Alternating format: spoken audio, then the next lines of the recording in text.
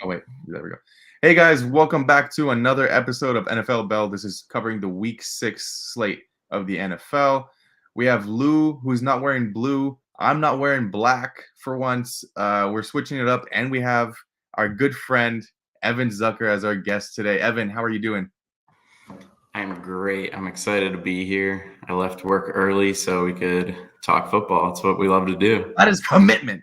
That is Lou told me last night that's the only responsible thing to do. And we're all about being responsible, gambling responsibly, living responsibly. So I left work early. Lou. What do you think about that? I encourage that mindset. I think it's if you fail to prepare, you prepare to fail.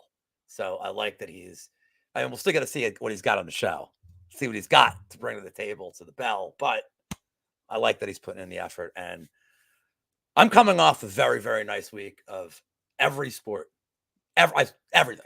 NCAA killed it, soccer killed it, UFC plus 5.5 unit night on like a real weird card, and NFL killed it. And I just want to say one of the things I did that I'm starting to do this year that I really haven't been doing over the years.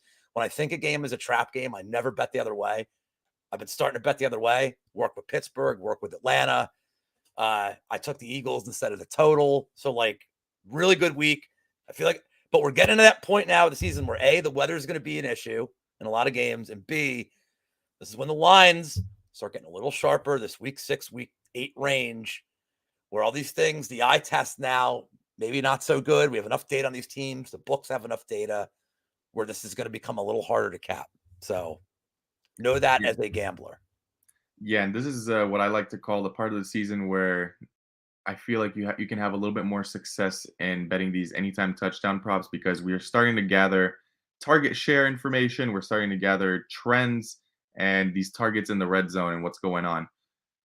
Especially with all these injuries, a lot of these big names are out of play. They're on either on the IR or they're just not playing for a couple of weeks. So these lower named receivers or running backs are getting a lot of looks, and usually they're at big plus money. So it might not be a bad idea to start targeting these running backs and these receivers that usually when all starters are in, they get overlooked versus now they might not be covered as much because they're going on and doubling the second best receiver on the team. But nonetheless, let's kick it off with our first game of the week. We have the Denver Broncos going up against Kansas City Chiefs. The Chiefs are 10.5-point favorites. They opened at 10. The total set at 47.5, opened at 51. So quite some line movement there. The first half line favors the Chiefs by a touchdown, and the over-under set at 23.5. Evan, why don't you kick us off with this one?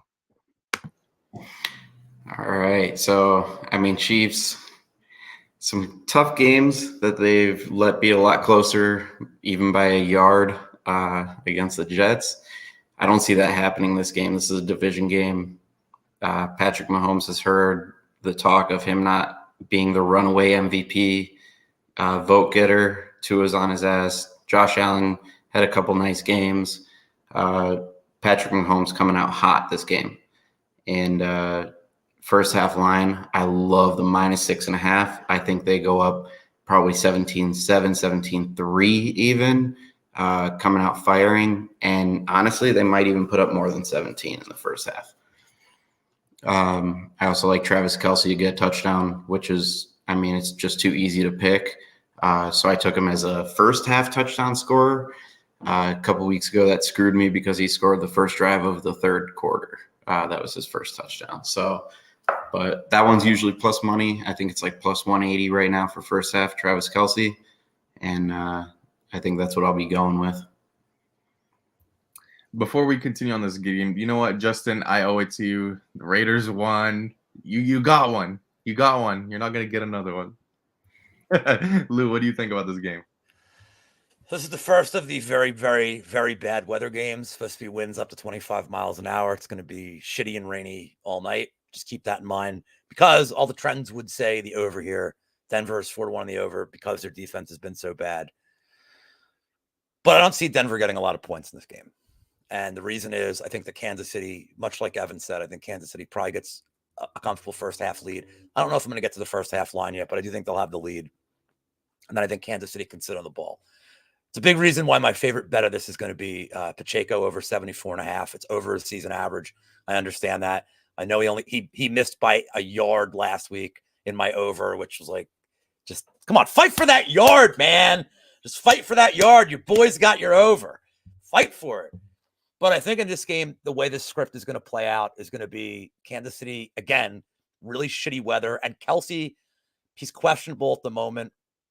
Even if he plays, again, if Kansas City's up big, just get your starters out of there and start running the ball, taking time off the clock, force Denver into a passing script. I think Kansas City grabs an early lead. I think they grind out the clock, and you grind out the clock on the ground. So I like Pacheco. The other prop that I like here is, and I don't have all my metrics for it, but I like the Russell Wilson rushing over as well. You figure if Denver's in a passing script, they'll be dropping back a lot. Kansas City's D-line's been pretty good, forcing mobile QBs out of the pocket. The two mobile guys they faced, though, are Justin Lawrence and Fields, and they both had, like, I think Lawrence had 29 yards and Fields had 50. And I'm not comparing Russell Wilson to Justin Fields at this point in their careers, but the total's at 21, I believe, and 20.5. So I think that's very doable for a guy that's probably going to be in at least 45 passing situations. So he could do that in 2 runs. He could definitely do it in 3 runs, especially on a crappy windy night. There may be some design runs for him. So I like those 2 props. The spread's just a lot for me. One last thing I'll say before we pass it to Wiz is that there's this whole narrative that Kansas City doesn't cover big numbers, and I understand that. There's also a narrative that this is a big spread in the NFL. Double-digit favorites on primetime games are 24-10. The short weeks definitely favor the better team. The last one was San Francisco against the Giants, and they were, I think, 10.5. So the spread is only scared of me because of the weather. So that's it. Yeah, I mean, I have similar thoughts about this game being low scoring just because of the weather. And yeah, I do favor the Chiefs big time here. If it was clear weather, I would probably be taking this 10.5. But I don't know, something's scaring me off of it. I'll probably end up sticking the Chiefs in a teaser here, along with the Jerick McKinnon receiving yards over. I think this is going to be a game where it's either going to be Jerick McKinnon out of the backfield getting those little like short passes, and the number right now is sitting at 15.5. That's what I was looking up. And I do like the Isaiah Pacheco rushing prop, like you do, Lou. It's pretty telling when it's a bad weather game and these teams are going to be. I mean, we let's face it, the Broncos are going to be down big. Towards the end of this game, I think Pacheco is just going to rack up these carries over and over again. I think maybe a safer look might be the carries for Pacheco, and that's set at 16.5. It's kind of high. But I think he does get it done in what looks to be an ugly game for the Broncos being down big early. So I'm still not decided if I want to take the rushing yards over, if I want to take the carries for Pacheco over. But those are the looks for me. I'll be looking at what the first half team total is for the Chiefs. I mean, if it is 2 touchdowns, then I'll probably take it. But if it's anything more than that, it will really have to depend on the weather, like come tomorrow. But it's looking like it's going to be real bad. So that's it for me on this game. Next up, we have the Ravens against the Titans in London. The Ravens are 4-point favorites. They open at 5.5. The total set at 41, open at 45.5. Baltimore favored by 2.5 points at halftime with the over-under set at 20.5. Lou, why don't you start us off with this one? Yeah, I'm not going to bet this one at all. I don't really love either one of these teams. They're both coming off gut-punching losses in the division. The difference in those losses was that Baltimore had a lot of drops, whereas Tennessee just kind of got outplayed. They got run on heavily by Moss. They got outplayed by Minshew, who was making it look easy. Baltimore had that game won and then just completely just fell apart. I mean, those drops would have put the game away easily, and I would have lost that Pittsburgh bet, and it wouldn't even been competitive. But I think Baltimore is a better team here. I think with this number, I know the money came in, but this number came down to 3.5. Now it's back up to 4. I think they're just trying to bait you to take Tennessee here, but I think Baltimore can limit Derrick Henry. And I don't know that, you say with Tennessee, you beat them deep. I don't know that Lamar Jackson can continuously throw deep balls. He doesn't really have the core to do that. But Mark Andrews does run some pretty deep routes. His depth of target isn't bad at this point. I think it's 17 yards. So he's definitely going to be targeted deep and not on like little 5-yard outs. I think Baltimore probably does enough to get this win and cover the spread, but I don't want any part of this game. And there's no soccer on Sunday morning because it's an international break. So, like, I have to watch this game. That's the worst part. I can't just watch, like, Bournemouth play Nottingham. Yeah, this is a very weird game. I mean, I would have favored Tennessee 5.5 if that was still the number, but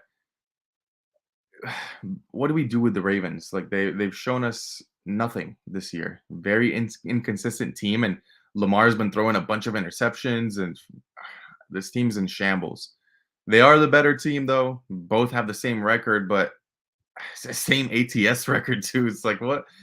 It's almost like they're identical in the way they play, and their weaknesses are completely different. Yeah, I get that, but the makeup of both these teams is just so down in the dumps is probably one way I would describe it. Tennessee with their offensive woes, and then Baltimore with everything defensive and offensive woes. I can't go anywhere near this game, and yeah, Mark Andrews does run that deep ball. His A dot is at like 16.3. Do I trust Lamar to throw?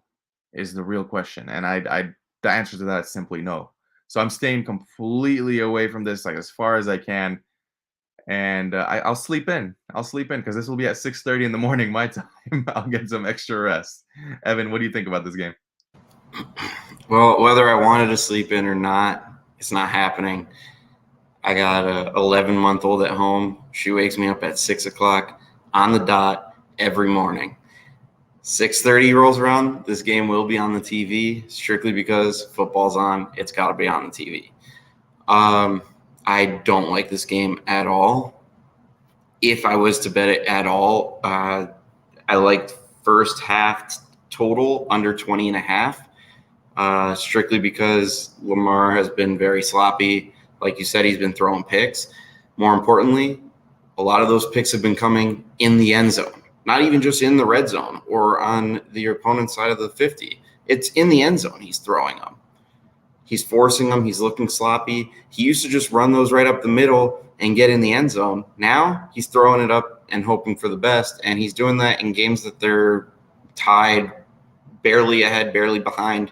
Like they're in close games, one-possession games, just like against the Steelers. Like they're close games that he's just not looking as comfortable as he did throwing the ball maybe 2 years ago. Probably staying away from this game, but let's be realistic. There's only one football game at this time. Even when it was Washington and Chicago last week, no one liked that game. Everyone bet it because it's the only game on. You're going to. I love the Washington Chicago game. Are you crazy? I love the over. I did. Yes, you loved the over because the teams were so bad. But now it's bad in the sense that like you can't trust them to blow the top off of the other team's defense. They're not going to because Lamar hasn't been taking those shots. I'm taking the under in the first half most likely. I might mess around and take Lamar to throw a pick. I can't imagine it being anything less than like 120, 115 on either side, minus or plus. Like I feel like it's going to be right around there. But we have to watch it. Wiz, you say you're going to sleep in, but you know you're waking up at like 7:15, 7:30, and you're gonna have to get up, and you're gonna be like, oh shit, I looked at my phone, there's football on. I'm gonna turn it on, but I'm gonna try to go back to sleep. Your eyes are gonna be open. I'm gonna have an alarm set. Don't worry, I'll have an alarm set for 9:30 for when the game ends. No. At 6:30, just to drink water, because I can already tell I'm gonna be hungover that morning. I know what you're doing. You're gonna get up to pee and take some Tylenol, dude. That and chugging a liquid IV is all I have planned at 6:30 in the morning this Sunday. So that's all I got planned. We can move on from this one. And yeah, Luke, you're right. He's look like booty, dick, and donuts all combined. We got the Washington. Okay, so this week it's skin team. I like this one, Luke. We got the Washington skin team versus the Falcons. Falcons are favored by 2.5 points, opened at 2.5, so no movement there. Total set at 42, also no movement there. First half favoring the Falcons by 1.5. Over-under set at 20.5 for the first half. And I'll start this one off. Yeah, Desmond Ridder looked a little bit better last week, but it's still every week I will say this: get rid of him. He does not belong in this league. He hasn't really shown anything to inspire. And yeah, they just signed Van Jefferson, who I think has an opportunity to play this week. I don't think that's going to make any difference because he wasn't throwing to Drake London and Kyle Pitts anyways. So what's the use of adding another receiver? But for me, I think Washington's defense, I think they'll have a bounce back game here. And if I'm feeling a little frisky, I'm going to take the skin team +3. I'll buy the half point just to get that push potential. I think Washington has the better offense overall. Obviously, the Falcons have the better offensive pieces, but they just don't get the ball to those big receivers and their tight end. So for me, it's either Washington dog or pass here in the spot. Some props I like here. I do like the Brian Robinson rushing props.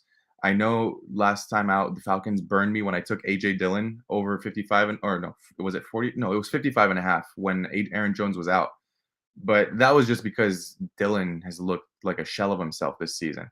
I think Brian Robinson's going to be able to find the gaps here and get over his rushing total. So that's going to be my primary bet for this game. Evan, what do you think about this one? I think I'm going over again. I liked 42. I actually had it at 42.5. And then I also had Washington at +2.5. I think we all kind of have the same view on Desmond Ridder. He's going to make those mistakes. He's not a deep threat quarterback like at all. Like he's not throwing the ball accurately or confidently. He's not making great reads. I'll take Washington to win this game, and I'll take the over also 42. Okay, one of us has to be right here, so I'll tell you guys the actual way it's going to go. And I like Atlanta. I like Atlanta rather big here. I like all the Bijan props. Washington right now 27th in the league in rushing defense. Even their pass defense, if Atlanta has to throw the ball, they're 29th in touchdowns allowed. They only have 2 picks. 22nd in rushing in passing yardage allowed. Washington's secondary is bad. Their rush defense is way worse. I don't really care what Ridder looked like last week. He did just enough. But what I care about is Atlanta's defense. And they've only allowed 20 points one time. And that was to the Lions. And that's acceptable. They allowed 19 versus the Texans last week, 16 versus the Jags. They gave up a pick 6 in that game. Jags had 23, but one's a pick 6. I don't put that on Atlanta's defense. And then 10 against the Panthers, which opening day of the season should be expected. I think Atlanta's defense has played really well. I think they can limit what Washington can do. Not only that, I know Washington's coming off like a couple extra days rest, but that's such a debacle. That's such a debacle from last week. Riverboat Ron, their play calling has been so bad. You guys are betting Robinson props. You barely touched the ball in the first half. And I realize in the second half, you can't really run the ball anymore. I understand that, but like, I just don't understand what this team was doing. Like, they were all over the place. The Bears looked like they had the greatest front four of all time. Their front four was so goddamn bad and Atlanta's defense has played really well. Bud Dupree's look good at line. Like, that team is galvanized. Defensively, it hasn't been the problem. Ritter's been the problem. When you have a team in Washington, you can run the ball on all day. Give me Atlanta. Give me Atlanta big. And side bet, I think this might be one of the last games we see Ron Rivera coach. I think he steps down from coach. I think he goes in the office. And finally, Eric Bieniemy will get his head coaching job that he's deserved. Yeah, Bieniemy's definitely deserved a head coaching job for a long time. So that wouldn't surprise me. Orale. On to the next. We have the Vikings at the Bears. Oh, boy! Whew. Vikings 2.5-point favorites opened at 3.5.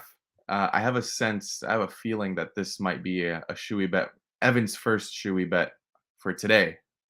The first half lines. I'm gonna stop you right there. We have 10 games that I looked at. 10 games that the line that I had at least was an even point. I am not doing any shoeys. I will do a shotgun. I will not do shoeys. My feet stink too bad. There's no way I'm putting anything. That's your problem.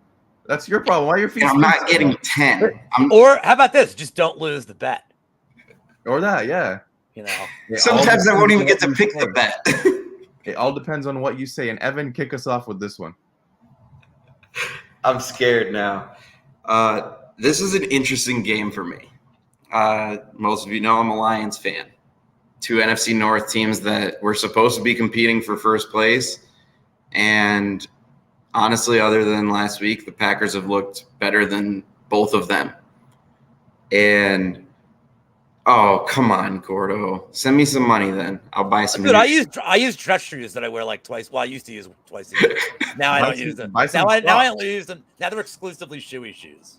Buy some Crocs. That would be fun. No comment. I'm not even doing it.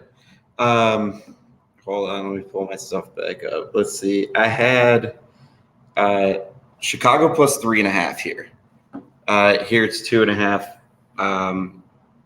So I'm not positive on this line. Justin Jefferson's out, but Minnesota has shown that their young receivers are pretty damn solid. And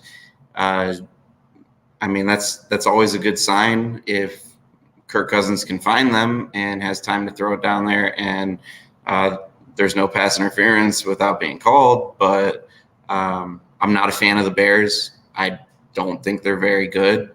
If the Vikings can contain Justin Fields, which is tough to say after what he did to Washington, but if they can contain Justin Fields, Vikings should be winning this game. But it's a division game for two teams that were supposed to be competitive in this division, and they're both 1-4. It's a must win. I see it being a pretty close game.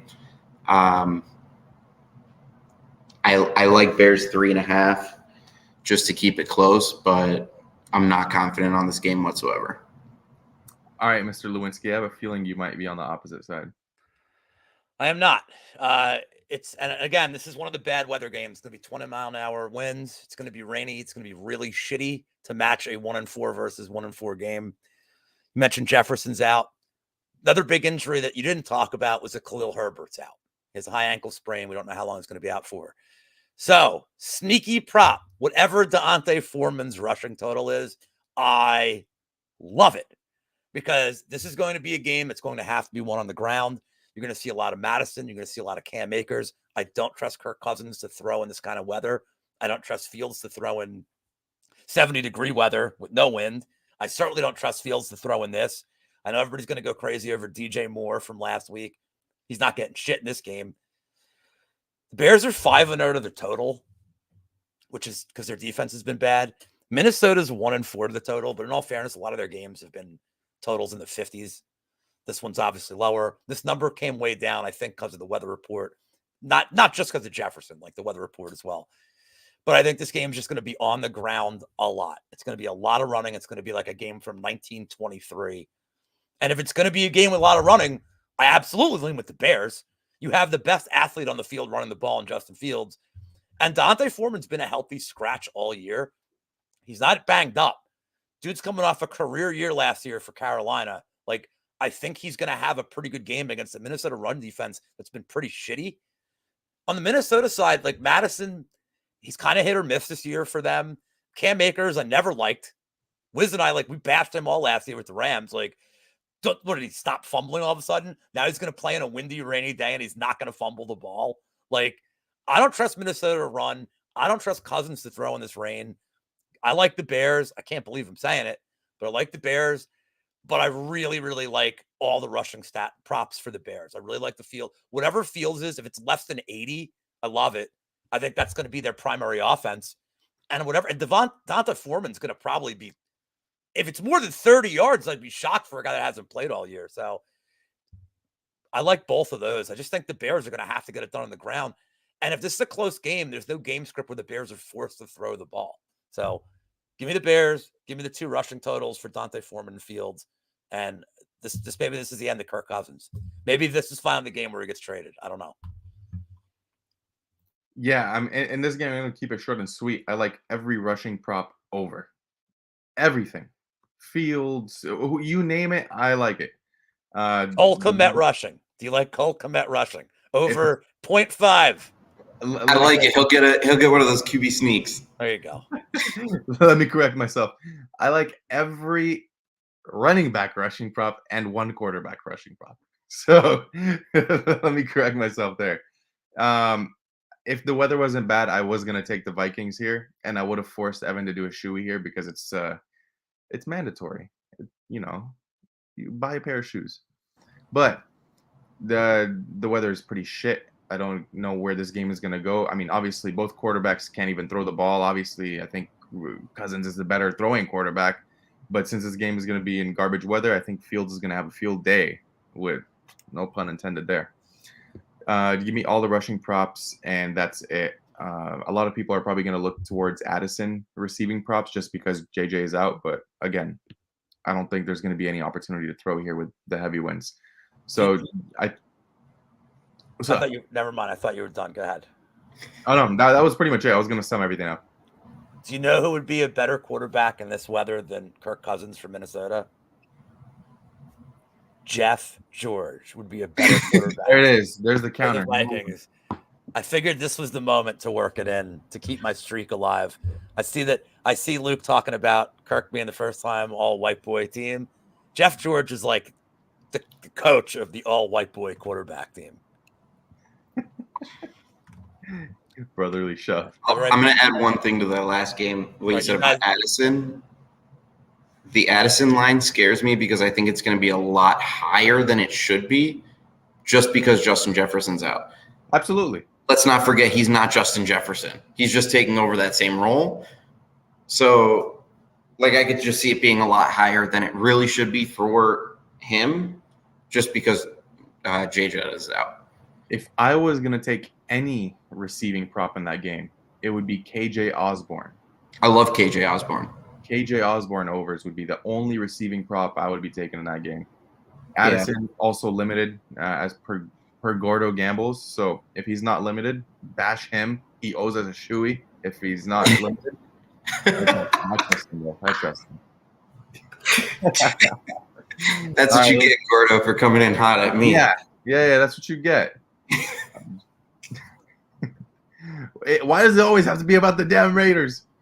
Oh, the Raiders! It's okay. Justin's excited because they got their win. It's fine. That's fine. So they're done for the year or what? Maybe they'll get one more, maybe. But next up, we have the Seahawks going up against the Bengals. Cincinnati favored by 3 points here. Total set at 45.5, opened at 43.5, so we had some steam on the over. First half lines favor Cincinnati by 1.5 with the over-under set at 22.5. We were talking about this one a little bit off air. How you know what, Evan, you start us off with this one because you had the reference, and I'm not going to steal it. What was my reference? With Chase. Oh yeah, Jamar Chase. He pulled the like Mike. He found his sneakers. He remembered how to play football again. I actually have him as anytime touchdown scorer. No questions asked. That is my bet for this game. Bengals money line is also my bet for this game. I'll probably throw same game parlay in there just to get it to plus money. Bengals money line was minus 140 when I had seen it. And Jamar Chase touchdowns probably around minus 115, 120. What's the math on that, Lou? We get it to plus 200 if we same game parlay the two of those. I like that a lot. I think parlaying what? Which two? Bengals money line around minus 140, and then Jamar Chase anytime touchdown around. I don't have the. We don't have his props yet. All right, so that's what I'm guessing it to be around. It's a correlated play, so it might not pay as much as you think. We'll see. That's what I'll be looking at. That's what I'll be considering the line on. I think Bengals continue what they did last week, and Seahawks gave up 31 points to the Lions. Bengals are supposed to have a better offense than the Lions. That's all I know. Bengals should be putting up points here. I know it's in Cincinnati, so again, weather becomes a factor there, but Jamar Chase is getting in the end zone. Lewinsky. I respectfully disagree with everything Evan just said. I am on the Seattle side. I think, first of all, they're going to be a teaser piece for me. I'll get them across 7. I like them a lot here. Coming off a bye week. I'm just waiting for the public to hammer the Bengals that everything's okay and Joe Burrow looked great. against the Cardinals. We got that game wrong last week. I was on Arizona. Burrow looked great. Like, don't get me wrong. This is another game going to be really shitty weather. That whole part of the country is going to be really shitty. 18-mile-an-hour winds, rain all day. Mixon has not been running the ball well. Cincinnati's run blocking has been shitty. Seattle's defensive line has been pretty good this year. I trust them off a bye. I think they have great weapons at receiver. Without T motherfucking Higgins, you have Tyler Boyd as your number 2. I don't trust him. And who's going to be on Jamar Chase all game? The rookie of the year, the uncrowned rookie of the year, Devin Witherspoon is going to be on Chase all game. At the very least, it's going to limit Chase. Do I think Chase can get a touchdown? Yeah, because if Chase wants to score, he probably gets one. But I think he may be limited all game, and I think the Bengals offense still and always has to go through him to get anywhere on this field. Mixon's not getting 150 yards a game. I think Seattle can make this ugly. I think they can run the ball really well.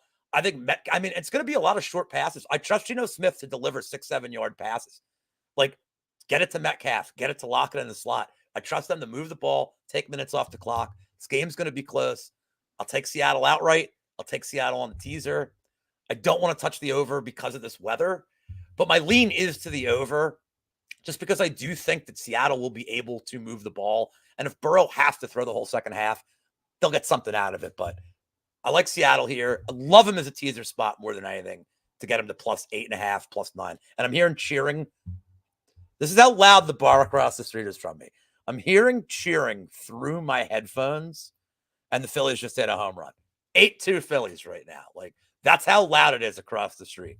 So that's pretty cool. But yeah, I like Seattle here. I get why people are going to like Cincinnati. And next week, I'll tell you why you were fools for liking Cincinnati. But I love Seattle in this spot. Shoey? See, this could be a shoey bet. This is going to be the shoey bet because I do like Seattle as well here. I'm probably going to buy the half point to get them at +3.5. Oh, I would just wait. Just wait. It's gonna that's gonna true. happen. It likely will. I agree. Yeah, Seattle over the Bengals for me. 3.5 is the number I'm looking for. Whether I have to buy the half point, whether it happens, which hopefully it does. I think Kenneth Walker is going to run all over the Bengals. That's one thing. Geno Smith is still playing pretty decent. The line has been supporting him, and he's been pretty accurate this year.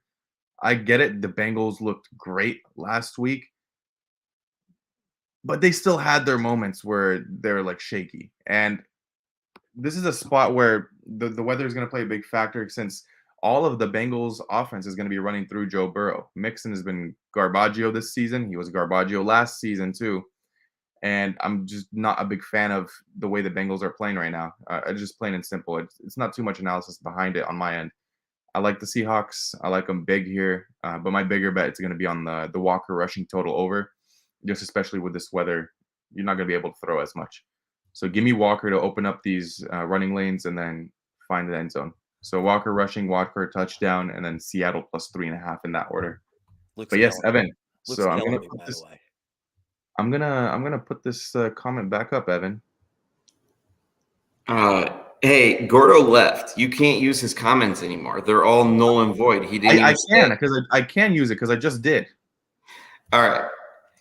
Yeah, how are you arguing with us? We're the ones. I was prepared. I was prepared for a shotgun to open the show, but you guys didn't force me to do it. Oh, by all means, shotgun one. I will put you on the screen right now. Why don't people? You need us to hold your hand through all this crap there. And Gordo's here. Gordo's here.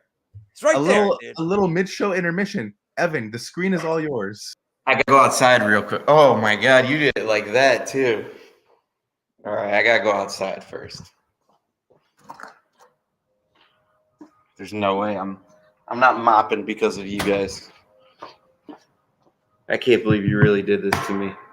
Full screen and all.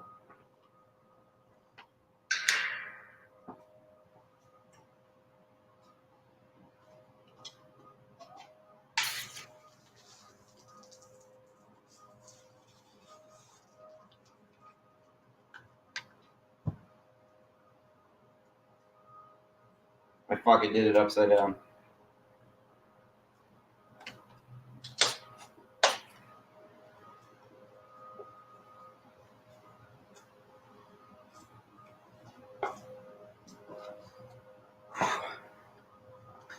All right, there you go, boys.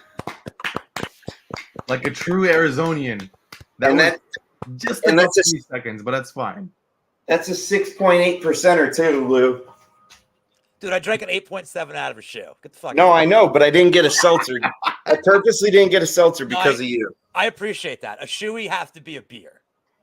Now I'm Despite gonna what go. anybody I'm gonna else wash my hands real quick. Unless you're Paul Shaughnessy and you're doing rum and cokes because he's got a gluten issue. That's okay. All right, I'll set you up for this one, Wiz. Let's do it. All right, Niners at the Browns. Obviously, the steam came in on the Niners. Watson not confirmed necessarily to play this game. On track for it, but not confirmed. This is the last of the really shitty weather games, too.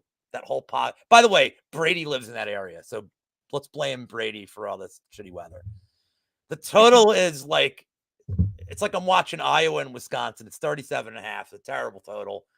All these lines at halftime are just annoying enough.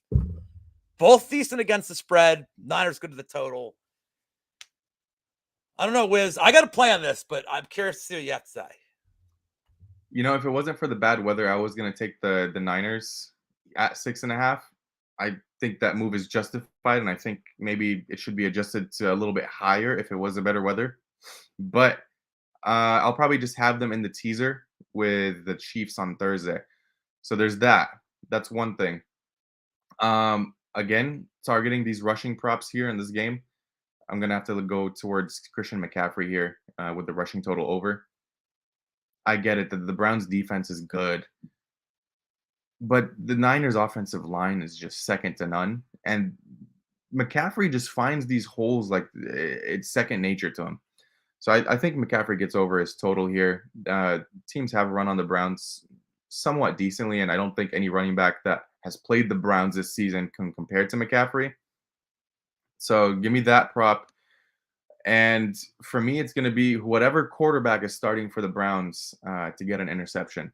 That's the second and final bet for me on this game. I think the Niners are rightful favorites. I think they run away with this one. I think the Browns only score 10 points, and the rest will be all Niners. Now, I'm also tempted on that over 37.5 because I just think that number is quite low. I'll see if I'll get there. But those are the 3 bets for me. All right, Evan, what do you got for Niners Browns? You've now moved into the middle slot because reasons. Because I earned my keep there by the shoey got you. do a shoey and you get your middle spot back, buddy. I do them on my own time. I ain't got nothing to prove. That's the only way Lou drinks. Don't you know that? I ain't got nothing to prove in terms of being a crazy man in this space. He has nothing to prove. Lou would be the kind of guy that owns a glass boot and drinks out of the glass boot. That would be funny. That would.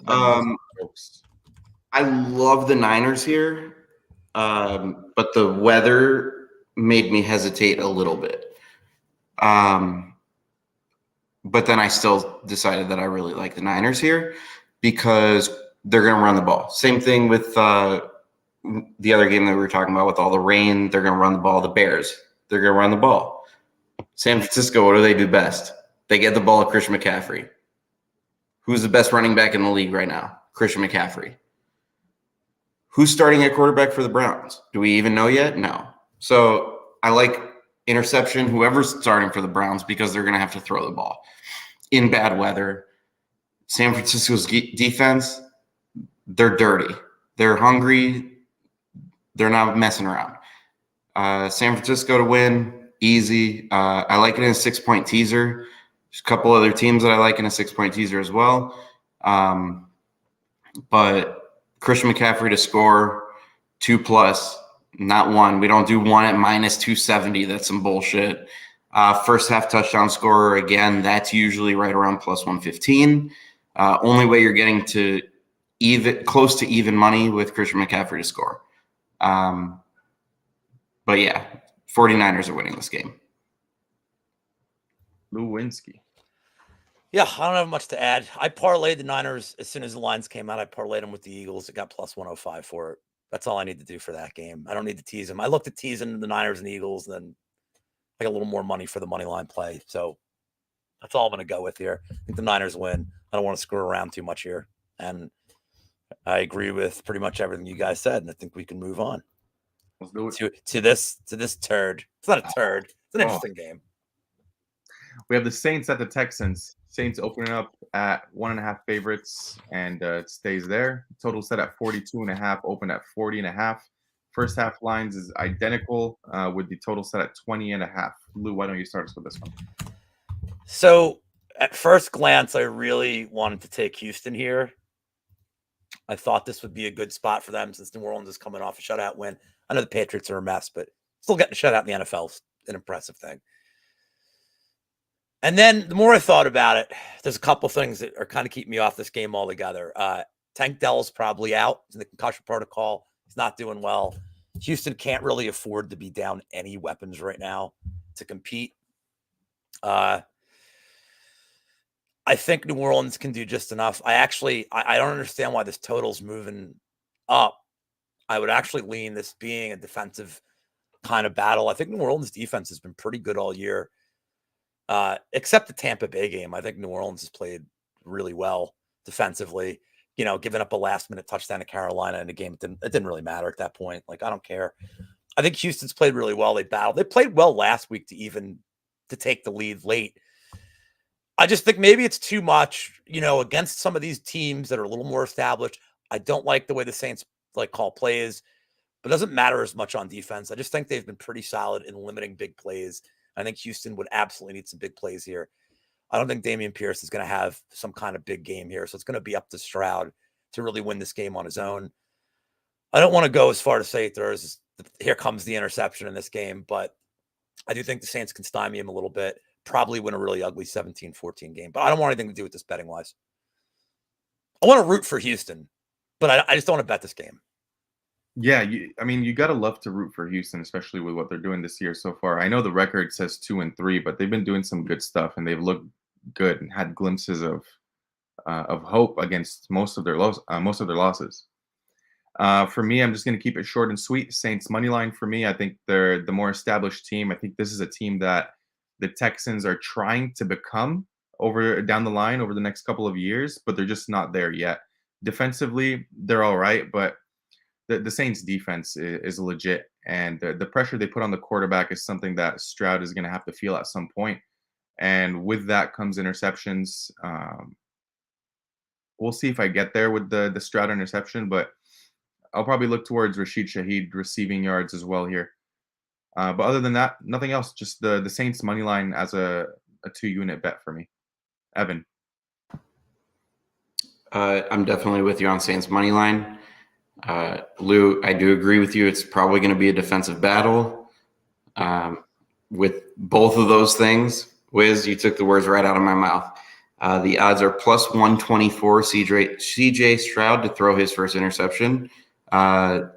Saints defense is going to get to him. They're going to be behind. Saints are winning this game. So assuming that it's not on a last-second field goal, Texans are going to be behind. They're going to have to force the ball downfield to try and get a field goal to tie it, get a touchdown to tie it or win it, whatever the case may be. Plus 124, I'll mess around with that for CJ Stroud to throw an interception. But Saints are winning this game. Lou, do you have a follow-up to this? I don't know. Maybe at the end of the show, I'll figure out a loose cornhole parlay of I feel like that was like a once-in-a-lifetime kind of thing, but loose cornhole parlays. Well, hold on. Be a regular. The loose cornhole play has got to be a 2-leg parlay, because where I went wrong was the loose cornhole zucchini parlay, which was 3. Yep. So, one of my best bets is in the late window, and then one of the games we talked about here is my other best bet in the early window. So, John, I'll give you a 2-legger before we get out of here. On to the next. We have the Colts at the Jaguars. Jags opened as 4.5-point favorites, and they stayed at 4.5. Total set at 46.5, opened at 45.5. With the first half line being favored towards the Jaguars by 2.5 points, with the over/under set at 22.5. Anthony Richardson is out for 4 weeks minimum here. I'll start this one off. I think this is a good game for the Jags.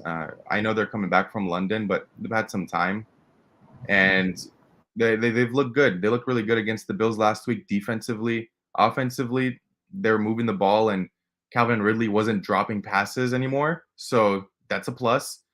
I think this is a game where Calvin Ridley can go off if he does catch and not drop. So I'm going to be looking towards Ridley receiving props. I'm also going to look towards Christian Kirk receiving props. I mean, this Colts defense, when it comes to the running game, they're all right, but the receiving defense is pretty bad. That's what hurts them the most here, the pass game. I think Trevor Lawrence will probably have a good game here too. So I'll take the receiving props for both Kirk and for Ridley. I just don't see how both of them don't hit here, especially with the way that the Colts secondary has looked. So give me the Jags here. Give me the 2 receiving prop overs, and probably Trevor Lawrence over 1.5 passing touchdowns. Lewinsky. It's a tricky game because I really want to bet the Colts for a couple of reasons. I don't think I'm going to, but I really want to bet the Colts because I like the way, now that Taylor's back, I like the way they haven't gone away from Zach Moss. He's running the ball really well. They can do a two-headed monster. This is the revenge narrative for Minshew. Now here he is, like against his old team. He's looked decent because they haven't needed him to do too much because they've been able to run the ball really well. I really don't like betting on the Jags here because I don't like the long road trip and coming home narrative that really doesn't do well in the NFL. But they're coming off a good win. They're starting to look like maybe they're rounding into the team that we thought they could be. If I'm going to have a bet in this game, I would lean over. I do think Indy can put up points in this game. I haven't been super impressed with Jacksonville's defense. Against Buffalo, Buffalo just shot themselves in the foot, made some very questionable decisions on offense all game. I didn't understand what they were doing. It's like they just wanted to get out of there. But I do think the Jags can score. They definitely have the weapons. And I think the Colts will be able to establish the ground game here. Taylor's going to have more carries. They're working him back into the offense. I think Minshew can definitely do enough. And I think Minshew's going to throw picks. Minshew definitely makes mistakes. There's a lot of stuff on the run. There's a lot. And if it gets to a point where like Minshew's just throwing way too much, getting some swagger, then I think he's going to make mistakes. I think the Jags might even get a pick 6 here, short field. I kind of like the over. I usually wouldn't want that in a divisional game with these kind of teams, but I see both teams having a lot of success. That's what makes me lean toward the Colts too. So I think it's a 1-score game, but I'm less confident in that. I could see a situation where the Jags win by 10, 14 points. I really like the over though. Even if the Jags blow them out, I think this over gets there. All right, Mr. Zucker. I think the only way that over hits is if the Jags put up 28 to 31 of those points. Minshew, he's proven that he can do enough to win games, but like Wiz said, those receivers on Jacksonville's side, I think they're going to do just enough to blow the top off the Colts and get into perfect position for ETN to score 2+ touchdowns. So that's what I'll be looking at for a fun bet is 2+ touchdowns, but I like Jags -4.5. And then that is all I have for that one. This man of the library space is still going on. No, that's got to be 6 hours now. It's about to hit the 5-hour mark. It started at 3 p.m. Eastern. There's like 40 some people in there. I don't know, man. This would be a man of the library kind of breakdown here. The Jaguars have been running all the way across the pond from London. They're tired. The Colts come in and hammer them. Yeah, hold on. That's what I can do. I can do this one for Luke. Fuck the man of the library. Yeah, I don't know, man. But like, if you're in that space for 5 hours, you have mental problems. Yeah. What, do you have nothing else going on in your life? I was in that space for 3 minutes. I'm in that space for 3 minutes, and all I heard is some dude saying he's betting Jonathan Martinez because his nickname's the Dragon. It's the month of the Dragon. It's like okay, do you work? Because if you did and you work hard for your money, you probably wouldn't bet it like this. So I'm gonna guess you're like your main job is a guy that owns a Telegram. Like that's my guess. That's your prime job is marketing, junior marketer for a guy that has a Telegram account. or he makes too much money and doesn't know what to do with it. Yeah, I'm gonna guess. I'll Probably go with the doesn't. latter. I'll guess the former. Let me set you guys up for this. This is our college game of the week. One of two college games we have on the spread. Miami is a 2-touchdown favorite over Carolina. The total is correlated to that, 48.5. Miami, a shade over touchdown. By the way, before you ask, Wiz, I believe they are 15.5 team total for the first half. Take it. I did look at it. Carolina has yet to cover the spread. I think the push would have been the Saints game. I think that one landed on. That's the one me and you both had half point the other way. I think that's the one it fell on. And I mean, I know Miami's 3-2 against the number, but like the one was the Bills game that was a blowout, and then I don't know what the other. Oh, maybe New England, I guess, was the other one. I can't remember the other one, but they were winning that game pretty handily too. So anyway, Evan, let's start with you. Do you have any action on this game for Miami as a 2-touchdown favorite? Alkane out, by the way, on the IR. Yep. I do have Mostert here. I also have. I'm gonna take Wizards. He hasn't used it yet. We've gone through what, 7 games now? How dare you? I've left it for you every single game. I even said I'm not going to do the first half team totals. This is the one. Miami is at the shotgun talking to you. This is Miami 16.5 points at -120. I love for them to put up 21 plus in the first half. They are coming out hot. Like Jared said, all Mostert here, but Tyreek Hill and Jalen Waddle are getting them there. Mostert, I have 2+ touchdowns in this one. I think who else is getting it? Jeff Wilson comes back this week, I think, but it's going to be very similar to Jonathan Taylor. He's not going to get all those carries. Achane is out. Mostert is huge for DFS here. I'm going to plug that in too for you guys.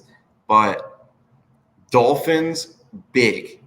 Who did the Panthers lose to last week? Your shitty team. Oh, and I smashed the over first half team total for the Lions without Amon-Ra. Were you on the show last week? Because if not, we don't care. No, you don't care. You don't care that I'm on the show this week. What do you mean? I care. I care. I don't care about last week, though. I bet Detroit, too. It's easy. Detroit first half team total hit in like 9 seconds. That's my point. Dolphins' offense is 10 times more explosive than Detroit's, strictly because Jared Goff isn't a deep ball thrower. He's not a risk taker. He's a game manager. He'll get the ball where it needs to be, but that's like 7 to 15 yards downfield.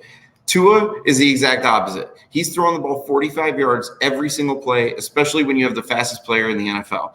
And you have Tyreek Hill. Yes, I'm saying Achane is the fastest player in the NFL. Tyreek Hill is number 2, and Waddle's not very slow himself. This game, Dolphins are putting up yards. They're putting up points. Dolphins, huge. Okay. Simple enough. Wiz. Lou, you remember this thing I did last year? I haven't done it this season yet. But there was this one specific thing I would do once every show. Sunglasses?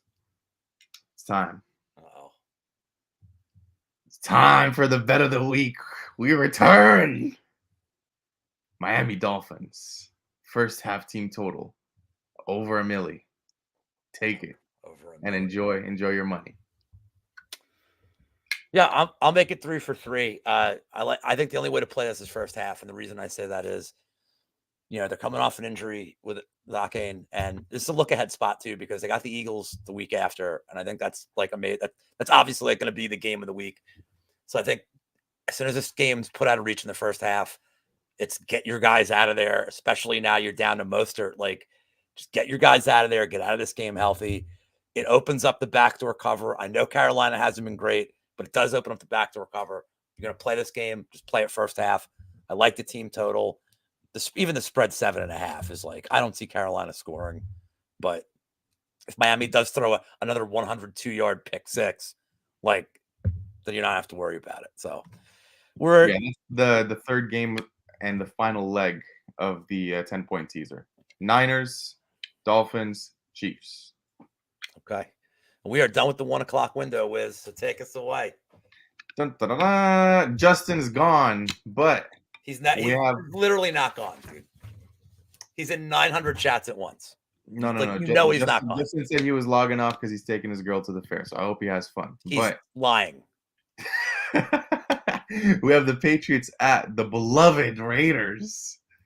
This is the battle of like the dumpster versus the trash can. And with all due respect to all the players on those teams, but you just got to say how it is. Raiders favored by 3 points here, opened at 1.5. Total set at 41.5 when it opened at 42.5. Las Vegas favored by 1.5 at halftime with the over-under set at 20.5. Lou, lead us off with this one. Yeah, I have this thing I do on Brady's Best Bet show that Gordo knows I do. And I'm just going to do it right now. Pass. I love it. I don't want anything to do with this.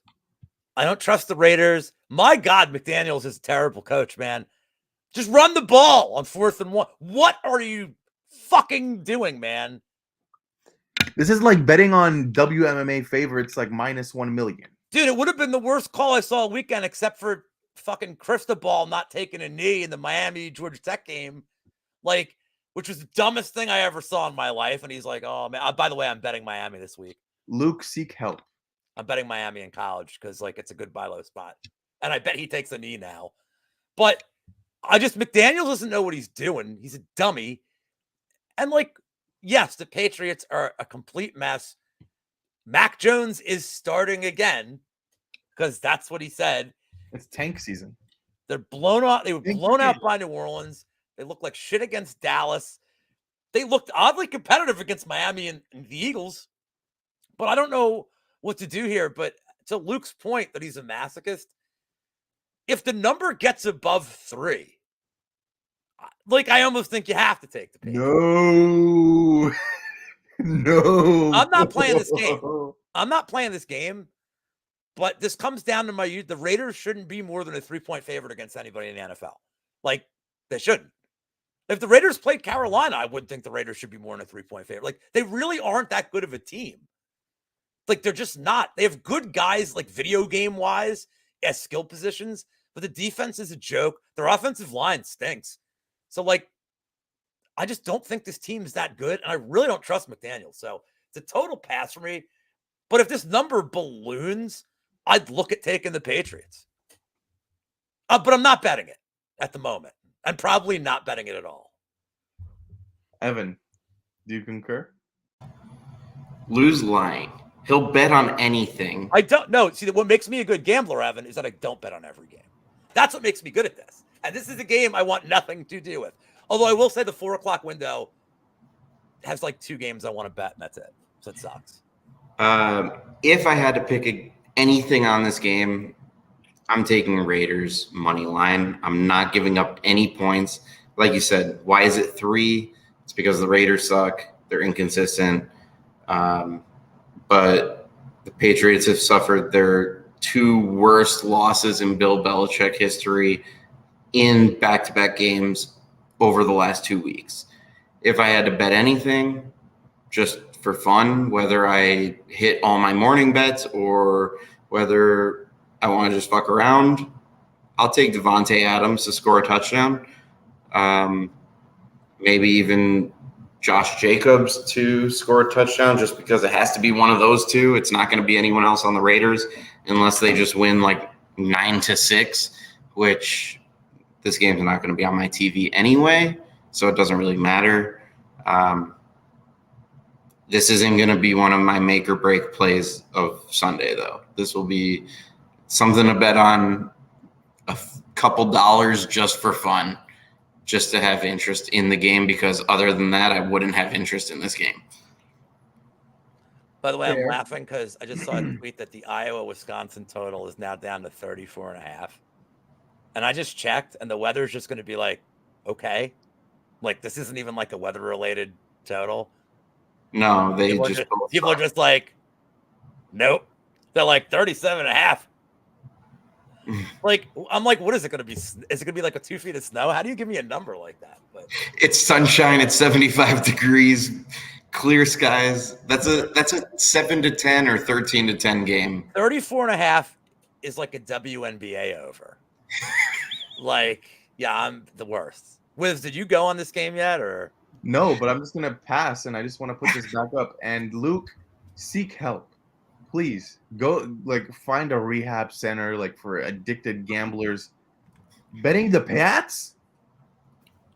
Oh no, please, Luke, you're one of the good ones. I think there's a number. Why'd Evan leave? This is like his team. What's he doing? Oh, I'm still here. Evan, we're gonna call him. I imagine. Why do I guess we're getting like a wardrobe change or something? I don't know, man. I feel like he's gonna get these glasses on. Because Lou, you know me too damn well. All right. Well, I'll kick this one off, boys. I'll set it up for you, and I think Evan can start. We got Detroit -3. I'm setting it up for you, man. All right, fine. I'm setting the stage for you, brother. It's how we do it. Detroit -3. The total's taking a dip down to 43.5. Detroit slight favorite in here. Both teams very good against the spread. Detroit very good against the total. Detroit coming off, an expected but very good win, and Tampa coming off a bye. So Evan, take it away, brother. Enjoy it. I'm gonna acknowledge one comment in the chat before I even get started. Jared, if I didn't just get this Aiden Hutchinson jersey, I do have a Javid Best jersey at home. Probably one of the worst jersey purchases of my life.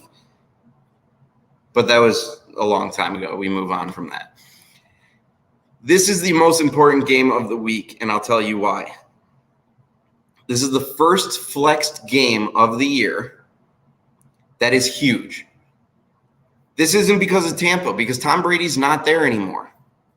This is because of Detroit. This is the first time that Detroit has been flexed into a better spot on the schedule because they look good. That is huge. The problem with that is anything about same old Lions could very well come out here, and it scares the hell out of me because the Buccaneers have a good defense.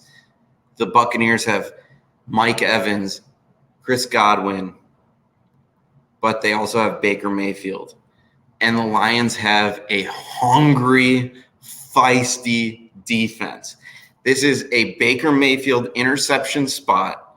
This is a anytime touchdown scorer for the Detroit Lions defense spot. Baker has thrown his pick sixes on his out routes to Mike Evans.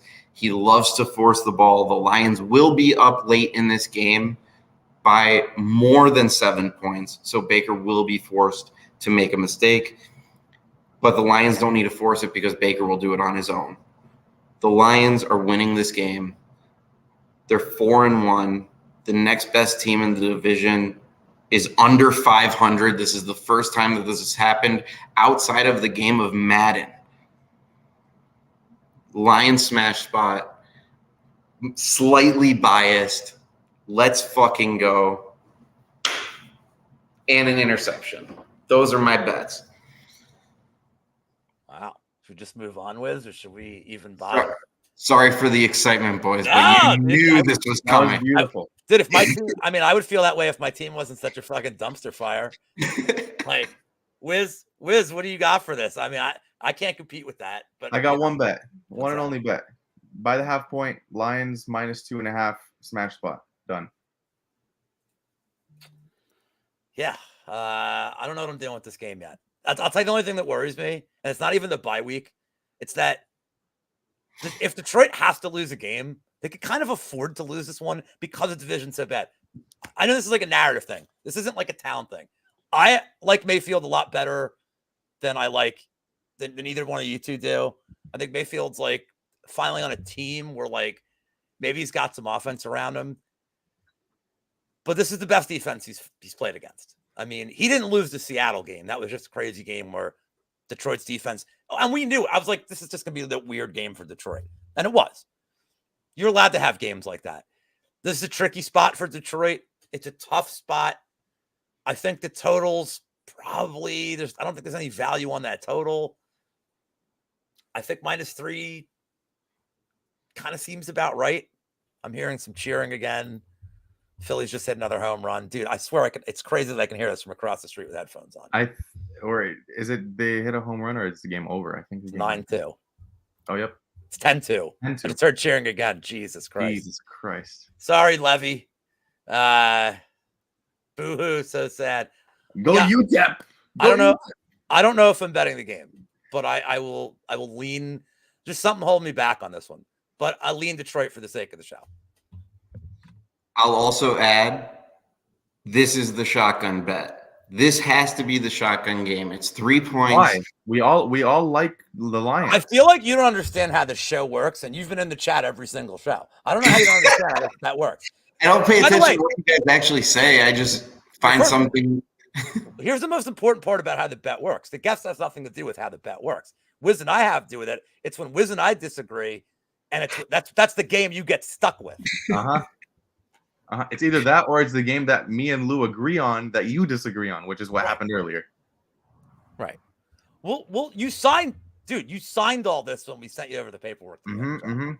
And you know what? I'm blaming Luke for betting on the Patriots +3 here. And here I am. I'm betting on the team total for UTEP. So I retract those statements, Luke. You can bet on whatever you want. UTEP 21-0 in the first quarter. They're no ball so hard state, but I like them. God bless. Next All right. one. We got the Cardinals at set the me up Rams. for this one. I got you. Seems like you got a head full of steam on this one. Let's go. Cardinals at the Rams. Rams are 7-point favorites, opened at 4.5. Total set at 48.5, opened at 46, with the Rams favored by 3.5 points at halftime. Total at half set at 23.5. Mr. Lou. So this is my biggest bet of the week. This is my strongest bet of the week. Evan already knows what it is. Just talked about it last night. I've already bet it big. I love the over. There's a lot of reasons I like the over, but here's the biggest one. This is a little hidden gem for you fools. Both teams' defenses were on the field over 70% of the snaps last week. Just getting worn down. Cincinnati was running the ball. The Eagles ran the ball the whole second half. Didn't even really score any points. They just ran the ball the whole second half. When you get a situation where both teams' defenses were on the field for 70% or more of the snaps, that over has hit 82% of the time the last 10 years. I love it. You're getting another week of Cooper Kupp. The offense is getting healthier. Kyron Williams will not get shut down like he did last week. He's going to have a better game. And Josh Dobbs has been all right, man. Team scored 15, 16 or whatever against the Niners. He's been okay. They don't have James Conner. He's going to be throwing the ball more. I like what I'm seeing from Arizona. At least they're fighting in these games. Over is my favorite play. Stone cold lock of the century, of the week. That's all I got to say about that game. All right, Mr. Evan. I completely agree. Like Lou said, we talked about it last night. The best thing about this over is Josh Dobbs isn't a bad quarterback. Cooper Kupp's back. He's healthy. He's ready to ball out. He's back to his Triple Crown MVP season. But they also got another pretty solid receiver. I can't remember his name right now. But they also, they have Tyler Higbee. They got Kyron Williams. I have Kyron Williams 2+ touchdowns this game. I like to round robin 2+ touchdowns. If you guys couldn't tell, I like the 2+ touchdowns. I feel like those are always a good spot in teams that are going to crush their totals. Kyron Williams, I think, is the guy. Similar to the Dolphins game, Cooper Kupp and Puka are going to get them there, but Kyron Williams is going to take it home. And I also do like the Rams -7. So this will be a pretty high scoring game. I could see it being 30-20 type of game, 34-21, 34-24, right around there. But Rams are taking this game. All right. I'm going to make it unanimous here with the over. I already have the over placed. I got 47.5, so not much movement from there. It's still a point off. Got it big just for the similar reasons that Lou mentioned. Both these defenses got run down to the floor last week, and that usually spells good for the overs. And need I say more than putting up this banner? Yes, we all know what we're doing this game. Oh, yeah. Yards over And I conclude my statement. All right. On Last to game the of the next. window. Go ahead. We got the Eagles at the Jets. Philly's favored by 7 points here, open at 6.5. The over/under set at 41, open at 42.5. Philly favored by 3.5 points at halftime, with the over/under set at 20.5.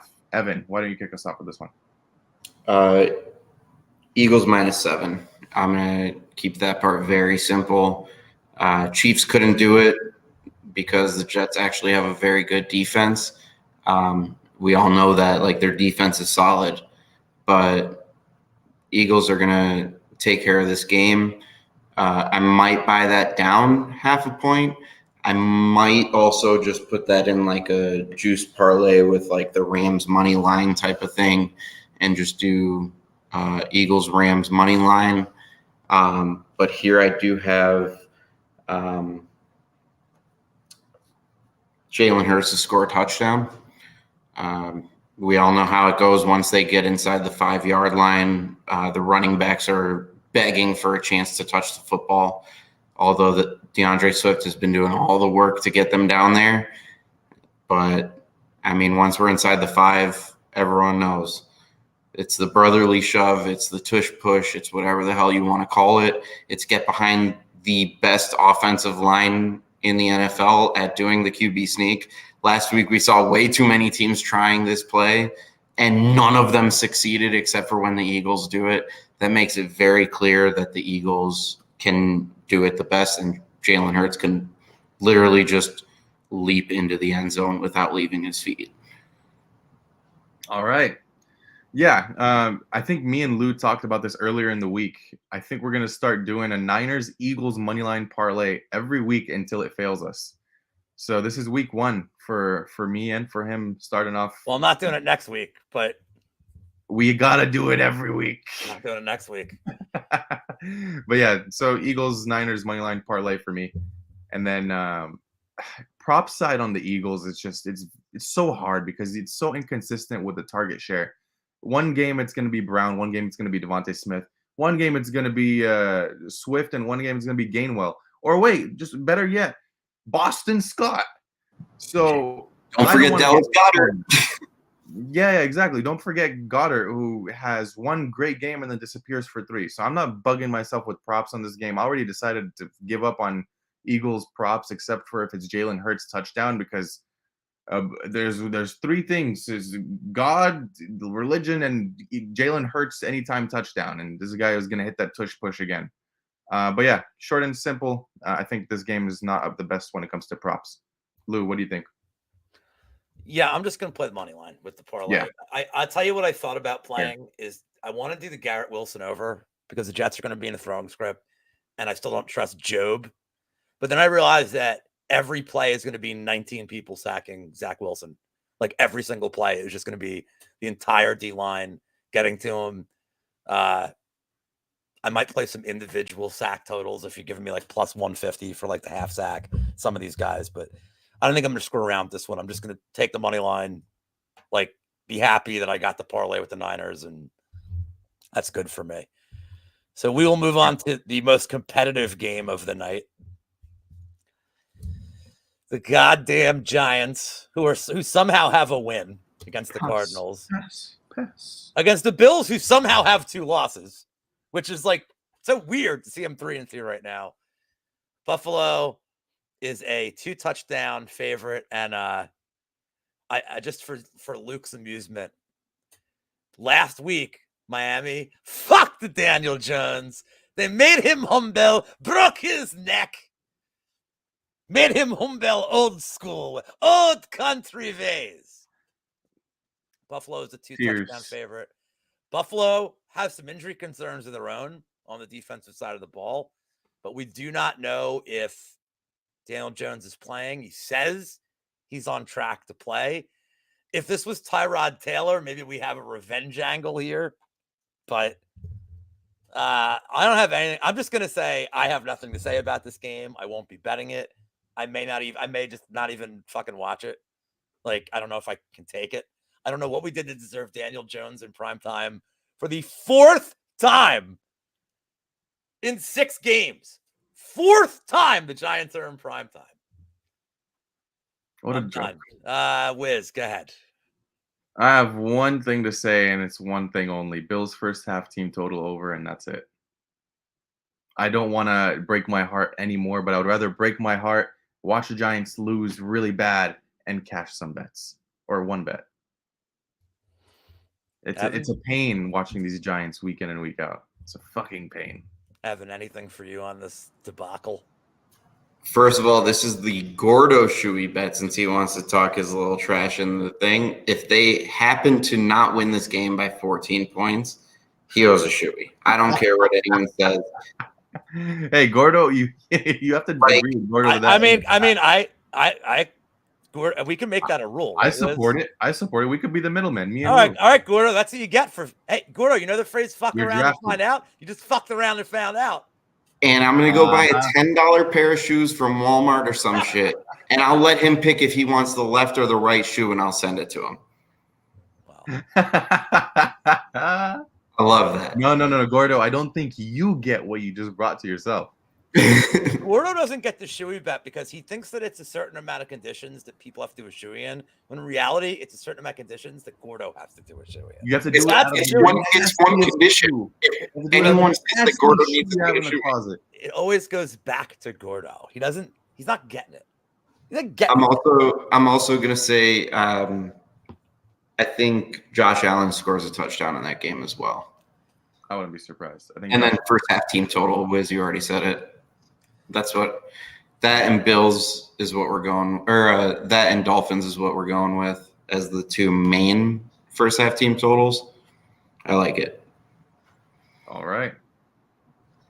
Perfecto. Final game of the week. We have the Cowboys at the Chargers. Cowboys are 2.5-point favorites. Total set at 50.5, opened at 47.5. First half lines favored Dallas by 1.5 with the over set at 24.5. Evan, you are our guest. Finish us off, and first and foremost, we have you to break this one down.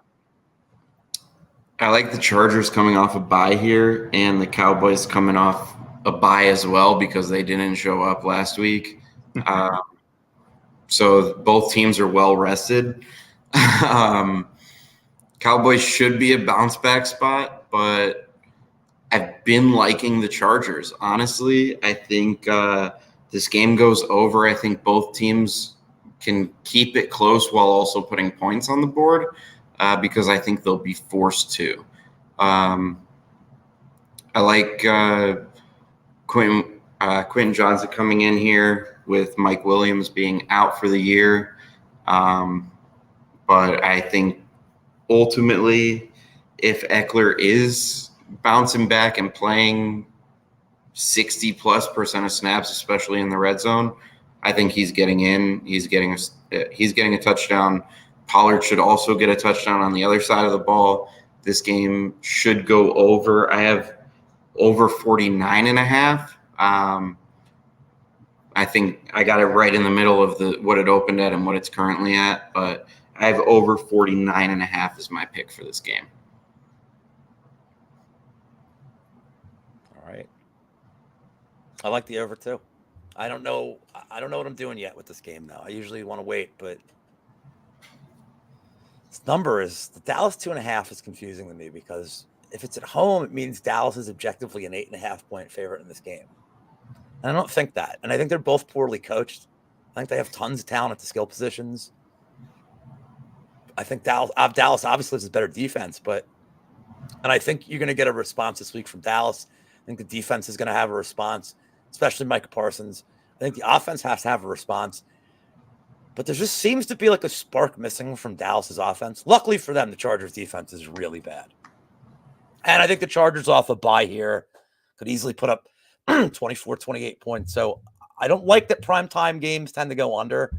But I do like this total. I think it's an exciting game. I'll be rooting for the Chargers. I hate the Cowboys. And that's it for me on that end. Luke, please don't tell me you're a Cowboys fan. 5 knuckle shuffle incoming. No, I'm busting his balls with John Cena references. Oh, okay. So I said, you can see me. Perfect. Yeah, very weird game. That line confuses me too, Lou. I don't understand how Dallas is a 2.5 point favorite here. I mean, the only real reason would probably be defensive disparity between the two teams. Offensively, I think the Cowboys can do well here because the Chargers defense is really lackluster and hasn't really showed up. But off of a bye week makes it a little bit interesting and gives you a couple more things to think about when these guys are well rested. So yeah, that and then they get Eckler back this week. He said he's not, pretty much 99% confident he's playing, barring any like major significant setback. So we can expect him to be in the game. I don't know what to do here. I like the over, but I haven't touched it yet. So I'm probably going to be laying off until the day of. I have to do some more research on this one because there's just a couple of factors that I'm missing here. Cowboys defense looks like it's a little bit deflated too, just especially after that loss to the 49ers. It could be that, or it could be that the Niners just have their number and the Niners are their kryptonite. I would side with the Cowboys with this one, just preliminary thoughts, but I'm passing for now. Obviously, I'll probably post it on Twitter if I do end up betting something. But yeah, that was the final game. First and foremost, we got to shout out the chat. Shout out to everyone: Luke, Jared, the boys, Mushroom, Justin, Gordo, all you guys. Thank you so much for showing up week after week and keeping us company here with your comments. Makes this show a lot more fun too. And I guess the guys here are fun too. Evan, Lou, as always. I need none of the companies. Fuck the companies. Evan, thank you so much for showing up today. Really appreciate it. And it was fun having you on. Tell the people where they could find you and what you're most excited for this week. All right, so I'm not really in the gambling space much. Anyone that knows me knows I'm here because of Gordo and then Wiz and Lou from there. You're in the coolest group chat on Twitter, though. I'm definitely in the coolest group chat on Twitter that Lou 10 times over did not want to be a part of. He has left and rejoined. Wrong. You're thinking of the wrong group chat. It's the one that started. Me, you, and Lou. Coolest group chat on Twitter. I don't want to be in that one either, but that's all right. Fuck the group chats. Yeah, but I'm group chats in general. I'm mostly on Instagram at Zuck Smoked, posting my food. I do have a side business that's just making food, barbecue food specifically. Food looks delicious, but that's it. I'm on Twitter too, but not too active other than in the group chats. Yeah, if you guys haven't seen Evan's barbecue stuff and you're in the Arizona area, hit the man up. He's a monster on the grill. That shit looks great. Every time you post that shit on Instagram, I'm like, Evan, why you got to do this to me? I'm hungry now. Cook for Narco and rob his house. I've already reached out to Narco. Tim's supposed to be coming out soon, and I said when he comes out, we'll be doing a UFC event, like a watch party type of thing, and I'll just bring some food. So nice. That's awesome. Lewinsky. Doing the props to consider. I'm recording with somebody I've never worked with before. It's long overdue. I guess Luke left. I don't know if Luke's still here. Hey, Luke, it's finally happening, buddy. Me and Stargarian, props to consider at 9:00. Him and I are both crazy dog hunter type bettors, so that should be a fun show. And then tomorrow night at noon in Australia, I suppose, but midnight if you live on the East Coast, happy hour. I am Sans Monk. He is on vacation, so Jewish Better will be stepping in his place to break down the entire UFC Vegas 81 card with me. And yeah, I knew Luke would like that. Supposed to work with Stargarian. I did the Club and Sub pod. And it was Luke and Danny and John. I just couldn't make it at the last minute. And I'm like, the internet was deprived of Stargarian and I working the show. They will be deprived no more. So recording that tonight. Awesome. We'll drop it tomorrow morning. And that's it. Awesome. I'm on another NFL show, but I don't want to promote that here.